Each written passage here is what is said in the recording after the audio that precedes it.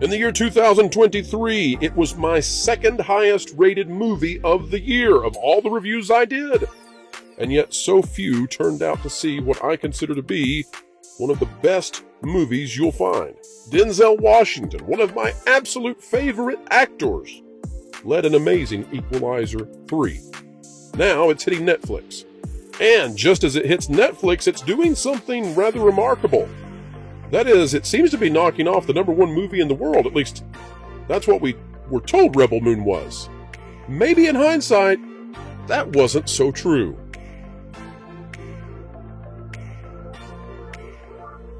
Hello folks, welcome back. Happy to have each and every person here. We are, of course, the channel that explains entertainment and keeps you ahead of the culture curve. A video of excellence, fresh, delivered right to your door and your device. Happy to do so. And today we're talking about Denzel Washington apparently sending Rebel Moon out of orbit. We thought that Zack Snyder said it was the #1 film anywhere, period. The biggest movie on Earth. Now, the Equalizer 3, according to Google Trends, is bigger. What do we make of this? Well, we make of it that Hollywood is pulling all kinds of tricks and shenanigans when it comes to assessing what is hot and what is not. And we are here to peek behind the veil and tell you what's really going on, what might prevail. Folks, strap in. You are going to find this is deeper, wider, and more fascinating than any video should be. Equalizer 3 has now seemingly overtaken Rebel Moon on Netflix already. There's a much broader, much bigger discussion here to be had than just Rebel Moon or Equalizer 3. We're going to explain in just a moment, folks. This is, I think, another one of those everyone should be talking about this kinds of conversations. We're using Google Trends, of course, because we can't prove this necessarily just yet, but Google Trends tends to be a very good indicator of, especially when you're comparing Netflix item to Netflix item, what is being viewed more often, because you've got people searching for this because they want to watch it. And otherwise, why would they be clicking on it? The counter argument to that is that perhaps they're searching for it because they either love it or they hate it. In this case, however, remember that Zack Snyder had just come out not too long ago and declared that Rebel Moon was the #1 movie in the world. And we kind of scoffed at that. And then we took that seriously. We made a video about it. And we even did some polling about there, to the audience, to all of our viewers, asking, do you want Rebel Moon content? Is this real? And what we found out was that no, nobody really wanted it. Like 20% of the population wanted us to cover Rebel Moon anymore. That is, that's like asking, do we want to cover root canals? Right, root canals would get higher than 20%. So here's the bottom line. What was supposed to be the #1 movie in the world, and which was pitched as the #1 movie in the world by both Netflix and by Zack Snyder, already, if you take a look at this last day, blue is Equalizer 3, red is Rebel Moon, Equalizer 3 36%, and Rebel Moon 28% in terms of clicks. I gotta say, it looks to me like Denzel Washington has already beat Rebel Moon. And by the way, Equalizer 3 was not a box office success, despite the fact that I think it's the second best movie in wide release of the year. I loved Equalizer 3. I thought it was a tremendous movie. Apparently, some people are discovering that now.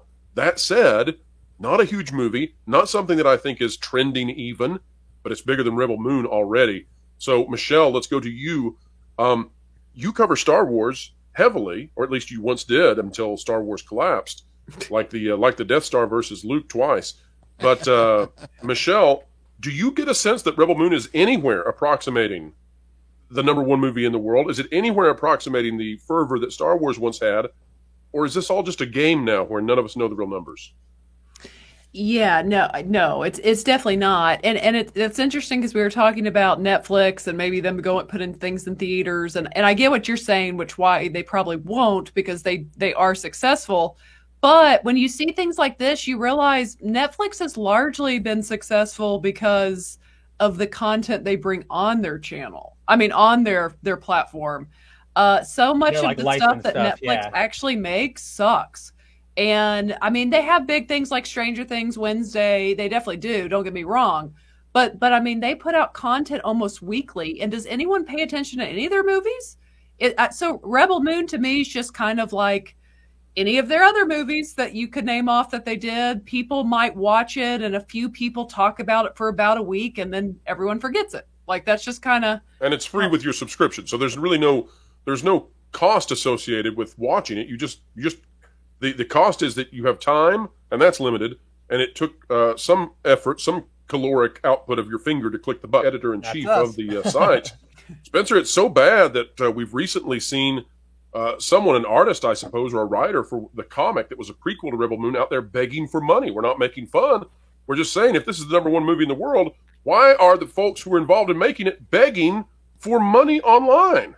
Because it goes back to what I was saying before. Again, it's all narrative manipulation, because it, again, we touched upon this in the video, but by allowing Rebel Moon to, maybe there's 1 second where Rebel Moon hits the top of the charts because everybody's, tuning in that moment. And for that picosecond, it was the top movie on stream. They can take that and then they can throw it to their advertisers and see, technically we were the biggest movie in the world. Like, we are the biggest movie, blah, blah, blah. And it just perpetuates it. But it's like the way I sort of see it, it's almost like it's all advertising, right? They're trying to convince you, the audience, that this is something, that they're not just completely like blowing all their money. They need you to think that Rebel Moon is the greatest thing, that everybody's clamoring for it because they spent way too much money on it. So to go back to the writer Magdalene Fasaggio, that's what happens, is when you're boasting and you're saying this is the greatest thing, but we can see that the profits just aren't there. Well, then what are we doing here? Your narrative has clearly been broken. They just haven't admitted it yet.